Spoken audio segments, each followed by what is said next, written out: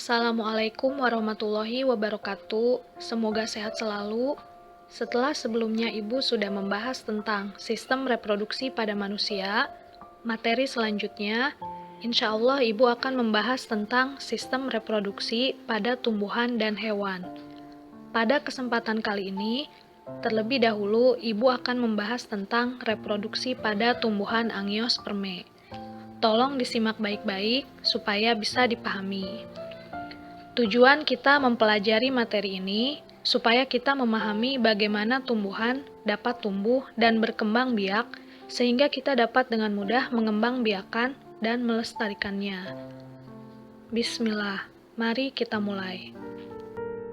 Sebelum membahas lebih jauh tentang reproduksi pada tumbuhan angiospermae, terlebih dahulu kita harus mengetahui apa itu reproduksi, apa itu tumbuhan angiospermae. Reproduksi merupakan salah satu ciri makhluk hidup untuk menjaga kelangsungan hidup dan bertujuan untuk mempertahankan kelestariannya atau keberadaannya di muka bumi. Dengan kata lain, mencegah terjadinya kepunahan.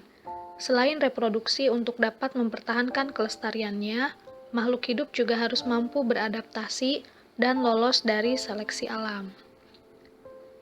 Selanjutnya, tumbuhan angiospermae. Angiospermae berasal dari dua kata, yaitu angios, artinya tertutup, dan sperma artinya biji, sehingga dapat kita simpulkan bahwa angiospermae merupakan golongan tumbuhan yang menghasilkan biji. Dikenal dengan tumbuhan berbiji tertutup, karena biji berada di dalam bakal buah. Tumbuhan angiospermae memiliki alat reproduksi berupa bunga atau antopita, mengalami pembuahan ganda, dan memiliki nama lain yaitu magnoliophyta. Tumbuhan angiospermae mengalami reproduksi aseksual atau vegetatif dan reproduksi seksual atau generatif. Reproduksi aseksual atau vegetatif adalah cara reproduksi tumbuhan dengan menggunakan bagian tumbuhan tanpa melibatkan proses fertilisasi atau proses peleburan inti sel sperma dengan inti sel telur sehingga membentuk zigot. Bagian tumbuhan tersebut seperti akar, batang, dan daun. Tumbuhan dapat melakukan reproduksi aseksual karena tumbuhan memiliki sel-sel yang memiliki kemampuan untuk berkembang menjadi berbagai jenis sel penyusun jaringan dan organ tumbuhan yang disebut sel meristem. Sel meristem adalah sel-sel yang mampu membelah diri dengan cara mitosis secara terus-menerus, bersifat embrional untuk menambah jumlah sel-sel tubuh pada tumbuhan. Sekumpulan sel-sel meristem ini membentuk jaringan meristem. Adapun bagian-bagiannya adalah tunas apikal, meristem apikal, protoderma, meristem dasar, prokambium, dan tunas samping. Materi tentang jaringan meristem sudah disampaikan di kelas 8. Keturunan yang dihasilkan dari reproduksi aseksual memiliki sifat atau karakter yang sama dengan sifat induknya. Reproduksi aseksual atau vegetatif alami merupakan cara reproduksi tumbuhan tanpa bantuan manusia. Berikut berbagai macam cara reproduksi aseksual atau vegetatif alami. Rizoma atau rimpang, yaitu batang yang ada di dalam tanah. Lengkuas adalah tumbuhan yang bereproduksi dengan rizoma. Selain lengkuas, ada juga kunyit, jahe, dan temulawak. Selanjutnya, stolon atau geragi, yaitu batang tumbuhan yang menjalar di atas tanah. Contoh tanaman yang berkembang biak dengan stolon atau geragi adalah stroberi. Tunas dapat tumbuh pada buku dari stolon. Selanjutnya, umbi lapis, yaitu lapisan-lapisan yang terdapat pada bawang merah. Umbi lapis atau bulbus merupakan modifikasi batang dan daun. Umbi batang, yaitu tumbuhan yang mengalami pembengkakan pada batang di dalam tanah dan berisi cadangan makanan. Kentang merupakan contoh tanaman yang berkembang biak dengan umbi batang. Umbi batang selain berfungsi untuk menyimpan cadangan makanan, juga berfungsi untuk reproduksi. Tanaman ubi jalar juga dapat berkembang biak dengan menggunakan umbi batang. Kuncup atau tunas adventif daun, yaitu kuncup yang terdapat pada tepi daun. Contoh tumbuhan yang bereproduksi dengan kuncup adventif daun adalah cocor bebek. Selanjutnya, reproduksi aseksual atau vegetatif buatan merupakan cara reproduksi tumbuhan dengan bantuan manusia. Berikut berbagai macam cara reproduksi aseksual atau vegetatif buatan. Yang pertama adalah cangkok. Cangkok dapat dilakukan dengan mengelupas kulit suatu tangkai tanaman berkayu, kemudian dibalut dengan tanah dan dibungkus dengan sabut kelapa atau plastik, sehingga tumbuh akar. Apabila bagian kulit yang terkelupas telah tumbuh akar, maka tangkai dapat dipotong dan ditanam di tanah. Cangkok dapat dilakukan pada tanaman berkayu seperti mangga, rambutan, dan jeruk. Tanaman yang dihasilkan dari cangkok memiliki sifat seperti induknya dan cepat berbuah. Namun demikian, perakaran tanaman ini kurang kuat. Yang kedua, merunduk. Merunduk dapat dilakukan dengan membenamkan tangkai tanaman ke tanah, sehingga bagian yang tertanam dalam tanah tumbuh akar. Apabila akar sudah tumbuh, maka tanaman dapat dipisahkan dari induknya. Merunduk dapat dilakukan pada tanaman yang memiliki cabang batang yang panjang dan lentur, misalnya bunga alamanda. Yang ketiga, menyambung. Cara reproduksi menyambung adalah dengan memotong suatu batang tanaman, lalu disambung dengan batang tanaman lain yang sejenis, yang berbeda sifat. Pada satu pohon tanaman hasil menyambung dapat menghasilkan 2 atau lebih buah atau bunga dengan sifat yang berbeda. Tanaman bunga kertas atau bougainville adalah salah satu tanaman yang sering disambung agar dalam satu tanaman terdapat beberapa warna bunga. Yang keempat, menempel atau okulasi. Cara reproduksi menempel atau okulasi dapat dilakukan dengan menempelkan mata tunas yang ada pada kulit tanaman pada batang tanaman lain yang sejenis. Teknik okulasi atau menempel sering digunakan oleh petani untuk mendapatkan tanaman unggul dari 2 atau lebih tanaman yang sejenis. Misalnya pohon jeruk yang masih muda tetapi mampu menghasilkan buah dalam jumlah banyak dan rasa yang manis dapat dihasilkan melalui teknik okulasi ini. Yang kelima, stek. Stek adalah cara reproduksi vegetatif dengan memotong atau memisahkan dari induk suatu bagian tanaman dan kemudian ditanam untuk menghasilkan individu baru. Misalnya untuk menanam ketela pohon atau bunga mawar dapat menggunakan batangnya atau disebut stek batang. Tanaman cocor bebek menggunakan stek daun. Tanaman sukun menggunakan stek akar. Selain itu, tanaman tebu, rumput gajah untuk pakan ternak, dan pohon seruni juga diperbanyak petani dengan teknik stek ini.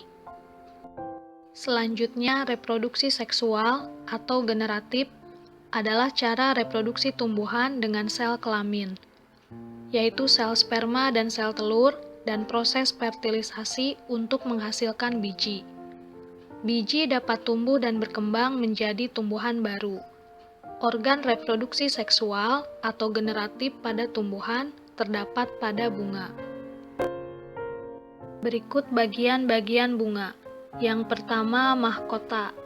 Kemudian ada kepala sari, benang sari, kepala putik, tangkai putik, kelopak, bakal biji, dasar bunga, dan yang terakhir adalah tangkai bunga. Bagian bunga yang digunakan untuk reproduksi seksual atau reproduksi generatif adalah putik dan benang sari. Putik adalah alat kelamin betina dan benang sari adalah alat kelamin jantan pada tumbuhan Angiospermae. Bagian perhiasan bunga adalah mahkota dan kelopak bunga. Pembahasan selanjutnya adalah penyerbukan atau polinasi yang merupakan proses menempelnya serbuk sari ke kepala putik. Pada tumbuhan, proses fertilisasi atau pembuahan diawali dengan peristiwa polinasi atau penyerbukan ini. Berikut macam-macam perantara yang membantu penyerbukan atau polinasi. 1. Anemogami, penyerbukan tanaman yang dibantu oleh angin. Penyerbukan anemogami misalnya bunga pada tanaman jagung.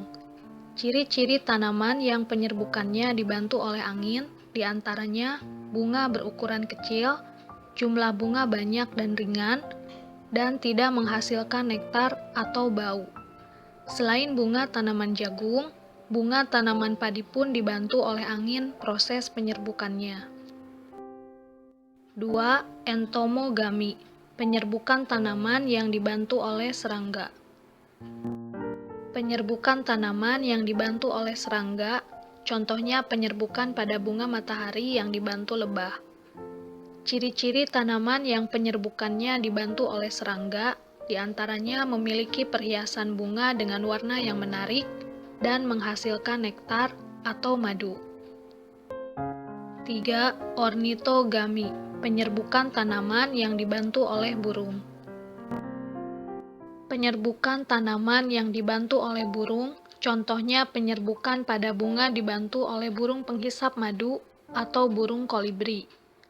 Ciri-ciri tanaman yang penyerbukannya dibantu oleh burung, diantaranya memiliki ukuran bunga yang besar, berwarna cerah, mahkota bunga berbentuk trompet, tidak berbau, dan menghasilkan nektar atau madu dalam jumlah cukup banyak. 4. Chiropterogami, penyerbukan tanaman yang dibantu oleh kelelawar. Penyerbukan tanaman yang dibantu oleh kelelawar, contohnya penyerbukan pada bunga tanaman kaktus yang dibantu oleh kelelawar. Ciri-ciri bunga yang penyerbukannya dibantu oleh kelelawar, diantaranya menghasilkan nektar, memiliki warna yang menarik, menghasilkan bau, dan mekar pada malam hari. 5. Antropogami, penyerbukan tanaman yang dibantu oleh manusia. Tanaman yang penyerbukannya dibantu oleh manusia biasanya merupakan bunga yang berumah dua. Artinya dalam pohon hanya terdapat bunga jantan atau bunga betina saja, dan tanaman yang serbuk sarinya sulit untuk bertemu dengan putik, sehingga sulit untuk melakukan penyerbukan sendiri. Bunga yang proses penyerbukannya dibantu oleh manusia adalah bunga anggrek dan bunga vanili. Selanjutnya, penyerbukan berdasarkan asal serbuk sarinya. Penyerbukan berdasarkan asal serbuk sarinya, yang pertama penyerbukan sendiri atau autogami, yaitu jika serbuk sari yang menempel pada putik berasal dari bunga itu sendiri. Kemudian penyerbukan tetangga atau gaitogami, yaitu jika serbuk sari yang menempel pada putik berasal dari bunga lain pada tumbuhan itu sendiri. Penyerbukan silang atau alogami atau kenogami, yaitu jika serbuk sari yang menempel pada kepala putik berasal dari bunga tumbuhan lain dan tumbuhan asal polen masih tergolong jenis yang sama. Terakhir, penyerbukan bastar atau hibridogami, yaitu jika serbuk sari yang menempel pada kepala putik berasal dari bunga pada tumbuhan lain yang berbeda jenis atau setidaknya memiliki satu sifat beda. Pembuahan atau fertilisasi pada tumbuhan terjadi setelah penyerbukan atau polinasi. Serbuk sari memiliki inti vegetatif dan inti generatif setelah serbuk sari melekat pada kepala putik atau stigma. yang sesuai, berasal dari tumbuhan yang sejenis. Maka serbuk sari akan menyerap air dan berkecambah membentuk buluh serbuk sari. Buluh serbuk sari tumbuh dan bergerak menuju bakal buah melalui tangkai putik. Inti sel di dalam buluh serbuk sari akan membelah menjadi dua. Dua inti sel generatif tersebut akan berkembang menjadi dua inti sel sperma. Satu inti vegetatif dalam serbuk sari berperan menjadi penuntun gerak tumbuh buluh serbuk sari ke bakal biji. Satu inti sel sperma membuahi inti sel telur atau ovum, membentuk zigot atau calon individu baru. Dan satu inti sel sperma yang lain membuahi inti kandung lembaga sekunder, membentuk endosperma atau cadangan makanan. Pada proses ini terjadi dua kali pembuahan, sehingga disebut dengan pembuahan ganda. Artinya, supaya pembuahan atau fertilisasi berhasil, maka serbuk sari harus melekat pada kepala putik atau stigma yang berasal dari tumbuhan yang sejenis. Penyebaran biji. Setelah terjadi pembuahan, bakal biji akan berkembang menjadi biji. Pada angiosperme, biji diselubungi oleh buah yang telah berkembang dari bakal buah atau ovarium. Buah juga dapat membantu dalam penyebaran biji. Penyebaran biji yang jauh dari induk akan meningkatkan peluang biji untuk tumbuh dan berkembang dengan baik menjadi individu baru. Hal ini dikarenakan biji yang tumbuh pada suatu area yang dekat dengan induknya akan berkompetisi dengan induk untuk mendapatkan cahaya, air, dan nutrisi. Proses penyebaran biji dapat terjadi secara alami atau dengan bantuan manusia. Perantara tanaman untuk menyebarkan biji. Anemokori, penyebaran biji dengan bantuan angin. Contoh biji bunga dandelion. Ciri tumbuhan yang penyebarannya dengan cara ini adalah bijinya kecil, ringan, dan bersayap. Arah gerak biji mengikuti arah gerak angin. Hidrokori, penyebaran biji dengan bantuan air. Contohnya biji kelapa. Ciri tumbuhan yang penyebarannya dengan cara ini adalah hidupnya di dekat daerah perairan, misalnya di pantai ataupun tumbuhan yang hidup di air. Contoh lain adalah tumbuhan bakau. Zookori, penyebaran biji dengan bantuan hewan. Zookori terbagi menjadi 4. Yang pertama entomokori atau penyebaran biji dengan perantara serangga. Contoh biji wijen dan tembakau. Chiropterokori atau penyebaran biji dengan perantara kelelawar. Contohnya jambu biji dan pepaya. Ornitokori atau penyebaran biji dengan perantara burung. Contohnya beringin dan benalu. Dan terakhir, mamokori atau penyebaran biji dengan perantara mamalia. Contohnya biji kopi.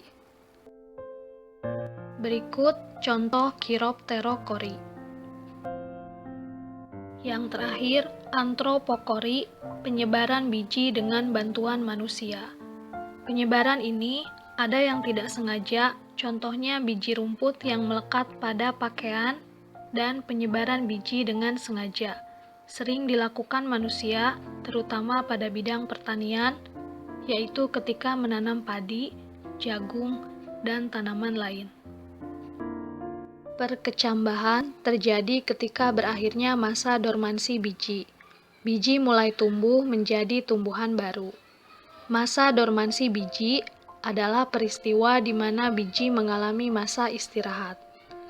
Sifat keturunan reproduksi seksual diperoleh dari gabungan sifat kedua induknya, menyebabkan sifat keturunan yang dihasilkan dari reproduksi seksual bervariasi. Siklus hidup tumbuhan angiosperme. Selama hidupnya, tumbuhan angiosperme melalui 2 tahapan generasi, yaitu generasi gamet atau gametopit adalah generasi penghasil gamet, yaitu sel telur dan sel sperma, bersifat haploid atau N.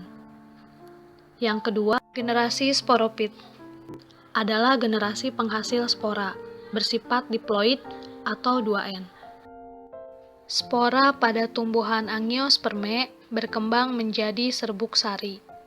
Dalam siklus hidup tumbuhan, generasi haploid atau N bergiliran dengan generasi diploid atau 2N, sehingga dikatakan tumbuhan mengalami pergiliran generasi atau metagenesis. Perhatikan struktur putik setelah terjadinya fertilisasi atau pembuahan. Pada bagian pangkal putik ada oparium atau bakal buah. Di dalam bakal buah terdapat bakal biji. Di dalam bakal biji inilah terdapat kantung lembaga yang tersusun atas 7 sel dan 8 inti yang haploid, yaitu 3 sel antipoda, 2 sel sinergid, 1 sel telur, 1 sel kandung lembaga sekunder. Masing-masing sel mempunyai 1 inti haploid, kecuali sel kandung lembaga sekunder yang mempunyai 2 inti haploid. Kandung lembaga inilah yang disebut gametofit betina, sedangkan 2 inti sperma yang haploid disebut gamet jantan. Demikian pembahasan dari Ibu tentang reproduksi pada tumbuhan angiospermae. Semoga bisa dipahami. Silahkan dibuka classroom-nya untuk tugas berikutnya. Sekian. Terima kasih telah mengikuti pembahasan materi ini dari awal sampai akhir. Insya Allah dilanjutkan minggu depan. Wassalamualaikum warahmatullahi wabarakatuh.